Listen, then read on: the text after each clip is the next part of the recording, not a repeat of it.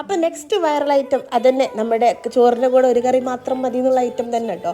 അപ്പം ഞാനും എന്തായാലും കുറച്ച് ലേറ്റായി, ഇതും ലേറ്റായിപ്പോയി. നമ്മളെ എന്താ ദഹി ബെങ്കൻ എന്തോ സാധനം എനിക്ക് വലിയ പിടിയുള്ളത്, നമ്മുടെ വഴുതനും തൈരും കൂടി ഉള്ളത്. അപ്പോൾ ഞാൻ വലിയൊരു വഴുതന ആയിട്ട് എടുത്തത്. അതിലേക്ക് മഞ്ഞൾപ്പൊടിയും മുളക് പൊടിയും ഉപ്പും കുറച്ച് മല്ലിപ്പൊടി ഇട്ടിട്ട് അങ്ങോട്ട് ഫ്രൈ ചെയ്തെടുക്കുക. ഫ്രൈ ചെയ്തെടുത്തതിന് ശേഷം നമ്മൾ കുറച്ച് പുളി കുറവുള്ള തൈര് എടുക്കണം തോന്നുന്നു.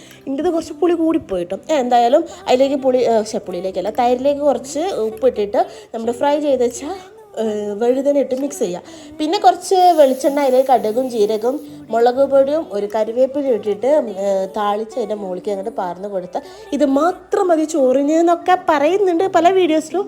പക്ഷേ എനിക്കിത് അത്ര അങ്ങോട്ട് വർക്കായില്ല കേട്ടോ. കുറച്ച് തൈരും കൂട്ടി കുറച്ച് മുളക് പൊടി ഇട്ട് ചോറ് കഴിക്കുന്ന ഫീൽ എനിക്ക് തോന്നില്ല. എൻ്റെ പ്രശ്നമാണോ അറിയില്ല, തൈരിൻ്റെ പുളി കൂടിയ പ്രശ്നമാണോ എന്ന് അറിയില്ല. എനിക്കിത് അത്ര അങ്ങോട്ട് വർക്കായില്ല. എന്തായാലും ചിലപ്പം എൻ്റെ പ്രശ്നമാവും. എന്തായാലും ഒന്ന് ട്രൈ ചെയ്ത് നോക്കി. ചിലവർക്ക് ഇഷ്ടാവും, ചിലവർക്ക് ഇഷ്ടാവില്ല. എനിക്കിഷ്ടമായി.